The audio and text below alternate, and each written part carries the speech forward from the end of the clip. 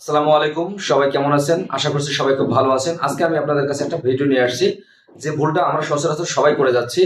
লাইভে বিশেষ করে এই ভুলটা আমরা অনেক বেশি করতেছি। সেই ভুলটা হচ্ছে এনগেজমেন্ট বাইট। ফেসবুকের যে নতুন কন্টেন্ট মনিটাইজেশন পলিসিটা চলে আসছে, নতুন কন্টেন্ট মনিটাইজেশন পলিসির মধ্যে কিন্তু এই এনগেজমেন্ট বাইটের রুলসটা একটু ভিন্ন রকমের। আমি আপনাদের একটু বুঝিয়ে বলছি।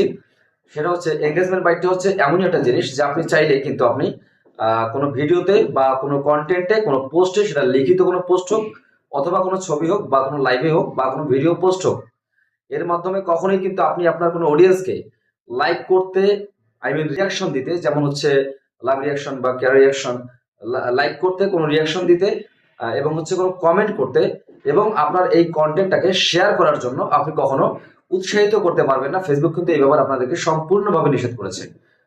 Thank you. এটা মেনে চলবেন সবাই। আসসালামু আলাইকুম, সবাই কেমন আছেন? আশা করছি